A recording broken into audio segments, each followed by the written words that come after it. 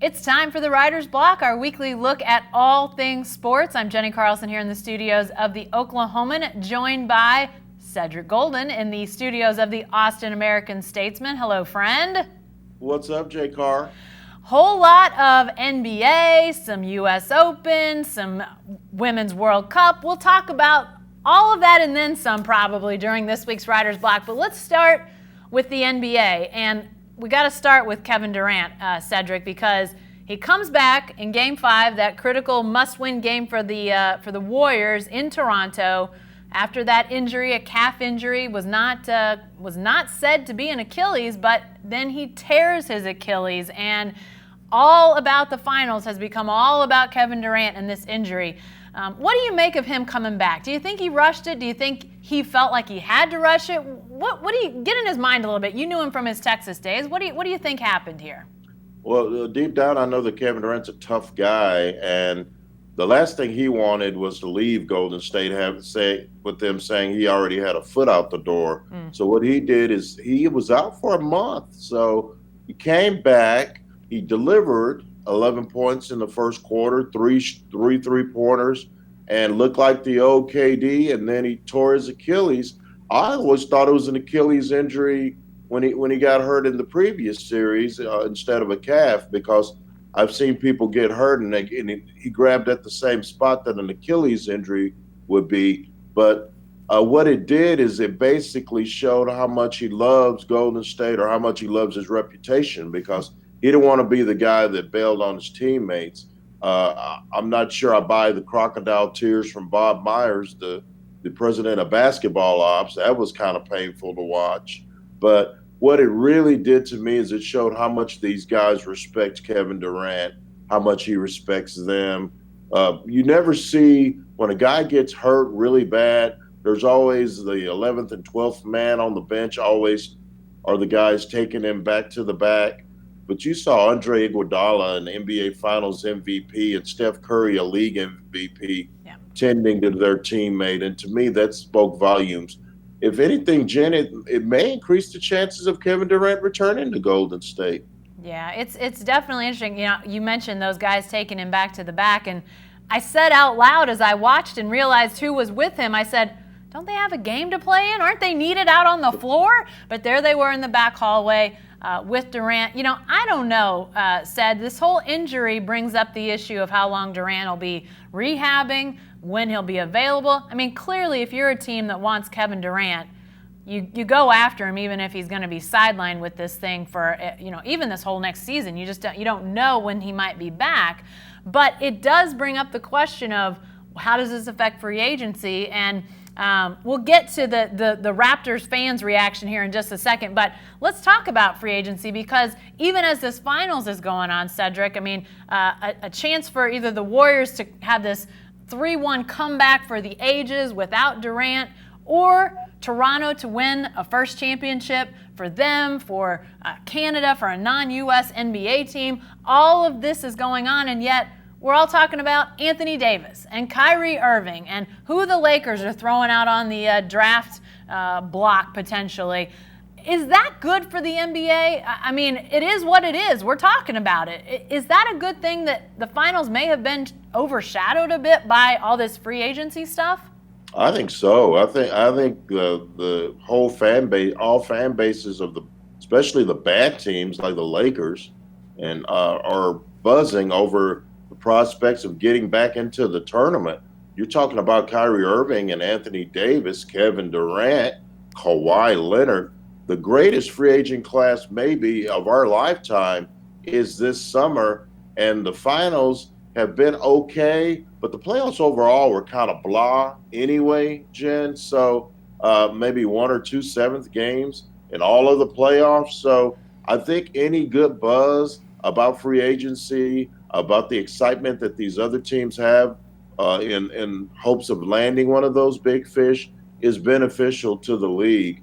It kind of overshadows what might end up being a really bad NBA Finals if the Toronto Raptors close out Golden State. 4-2 series doesn't really get anybody excited. They'd love for it to go 7 games and kind of salvage what's been kind of a hard luck series for the Warriors, who've been battling some injuries. Yeah, for sure. I think everybody in Toronto would be okay if it went 4-2 and that was it. I think they'd be pretty excited by it. Obviously everybody's so pumped for Game 5, and then it didn't go the way Toronto had expected, and frankly seen it going there in the fourth quarter. A heck of a comeback by the Warriors at a time when they're without Durant, obviously. Also, I mean, their whole roster has really been affected by injury, it seems like, at some point. So just to still be in this thing, I know they've got so many all-stars, you almost don't feel bad that they're down to 2 or 3. But at the same time, they are battling a team that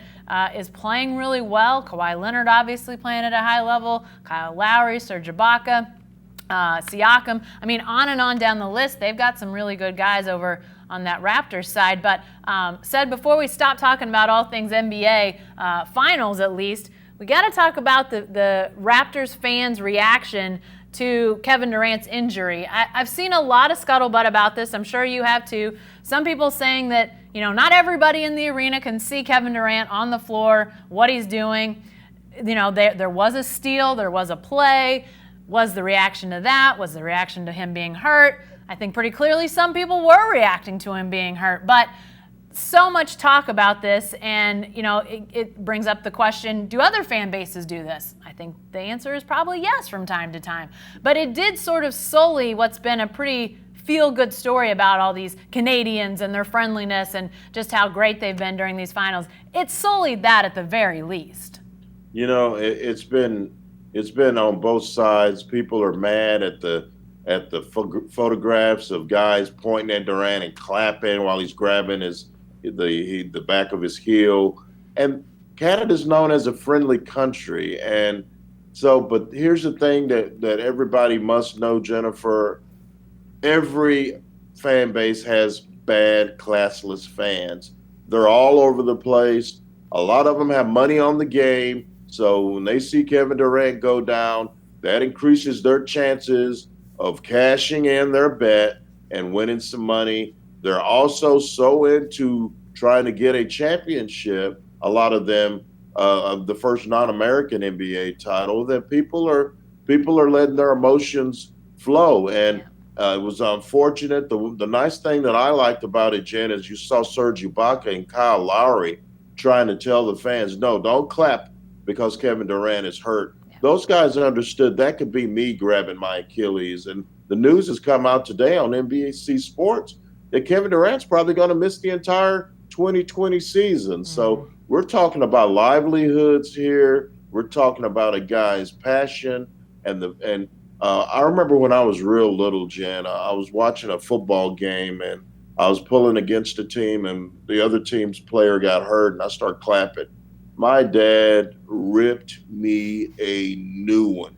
Don't you ever clap when somebody gets hurt. My dad was in the military, so he didn't play that. Yeah. He'd seen some things that we haven't seen, Jen. Yeah. And so he goes, don't you ever clap when somebody gets hurt, because that could be you. That could be your teammate. How would you feel then? Yeah. At the end of the day, these are human beings. I know they make a lot of money. I know you want your team to win, but there's no place in any sport. I'm talking to you too, Raider Nation. No place in any sport to cheer when someone gets hurt. Yeah, and that's exactly right. It was unfortunate, and I think there probably were some people that weren't aware of what happened.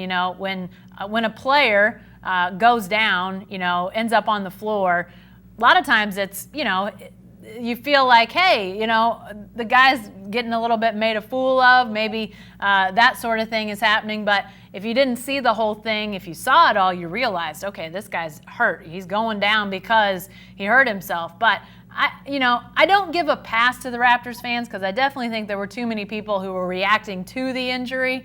But I do think there had to be some. You can't see everything from every vantage point in the arena, and there was something else happening on the court at the same time. So, I don't give them a full pass, but I do think it's worth, remembering that there was some other stuff happening out there, maybe not pass total judgment on all of Canada about their bad behavior. I'm not sure all of Canada deserves that. So